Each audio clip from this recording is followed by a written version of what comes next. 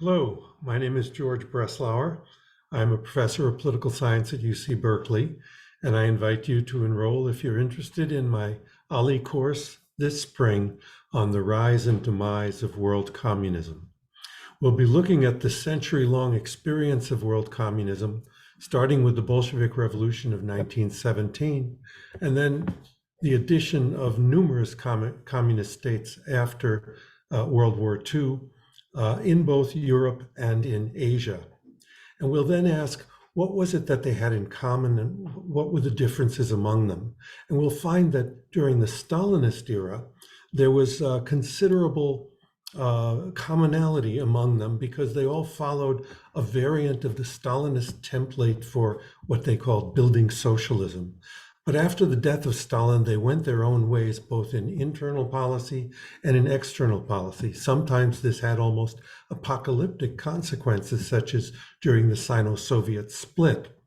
But eventually, European communism collapsed under the weight of Gorbachev's radical democratization reforms. But Asian communism and Caribbean communism remained. There are five communist states that remain in the world today: in China, Vietnam, Laos, North Korea, and Cuba.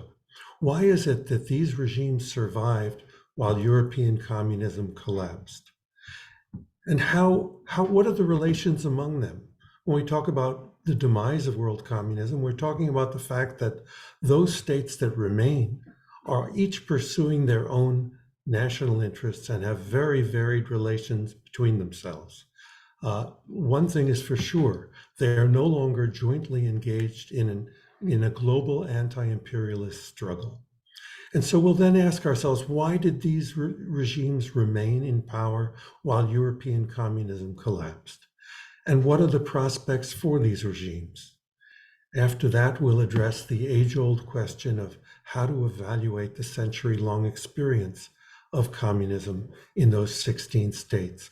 Was it on balance an achievement, or was it on balance a tragedy? You know, when Soviet leaders were asked this question about why so many deaths were consequences of their development strategy, not just World War II, but their actual strategies for what they called building socialism, their response was arrogantly, well, you can't make an omelet without breaking eggs. Well, that's one viewpoint. My former colleague Chalmers Johnson's retort to that back in 1970 was, yes, but how many eggs do you have to break to make a one-egg omelet? I invite you to join this course if this interests you, and I look forward to sharing my thoughts with you.